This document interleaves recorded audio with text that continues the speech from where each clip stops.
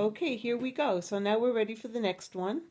And if you want to tell us which one this is, we're ready, we're going. This is an adorable story about my father and the Thanksgiving turkey. So, Thanksgiving was always a very. Now, listen, I have to tell you, I'm just getting off a bad, bad cold.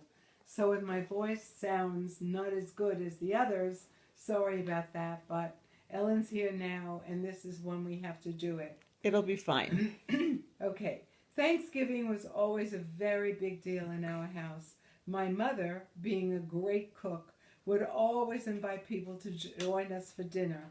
Sometimes family, sometimes friend, but my mother always made the dinner. We never went out. She was very proud of her turkey, and it was always juicy and delicious, and when she served it, she always said that it looked like the turkey in the Norman Rockwell painting of Thanksgiving. So the year I want to tell you about is a very special year because the turkey came to us in person. My father belonged to a union, and every Thanksgiving they had a raffle for a turkey. Now you have to understand that this turkey was alive, and it was up to the winner to get it killed and prepared for the oven. But at any rate, the meeting was on a Tuesday night, 2 days before Thanksgiving. My father said to my mother, "Don't buy a turkey. I have a feeling that I'm going to win." My mother, of course, didn't, she strongly doubted this.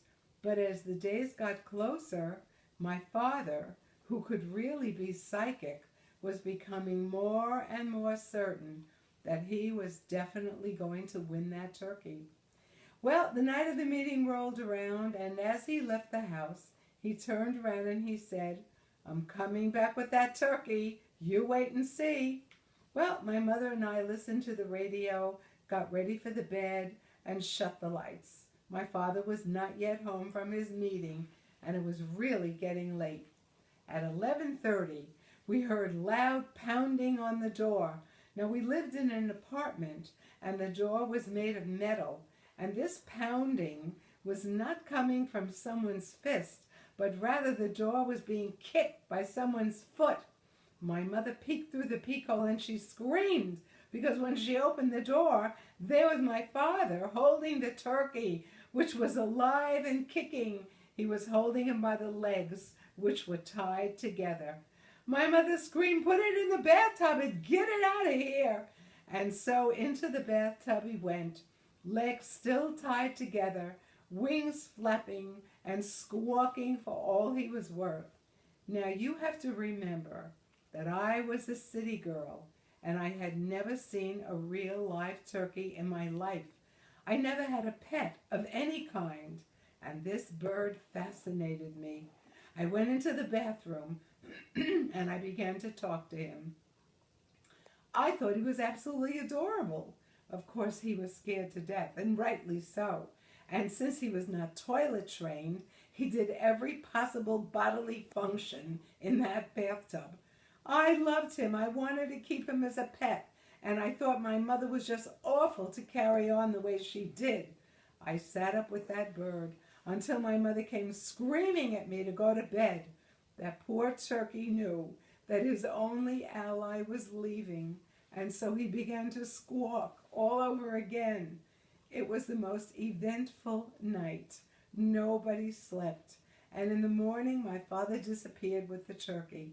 I couldn't believe that he was really going to take it to the butcher to be killed, but take it he did, and on Thanksgiving Day, that sweet bird was on the table, another Norman Rockwell beauty.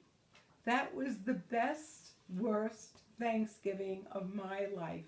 It was the best because I got to see a real turkey close up and have a pet, even if it was just for one night. But it was the worst because it ruined my Thanksgiving. I refused to eat that turkey, and I thought anyone who did eat it was just horrible. My parents said to me, "Sandra, that's how God made things so that we could eat." It was no use. I was inconsolable and I would not eat that turkey. There are events in life that take us to childhood. The realization of a food chain pecking order is definitely one of them. Lucky for all of us, chocolate comes from a plant and ice cream is made without killing anything. And maybe that's why I love to eat those kind of things so much.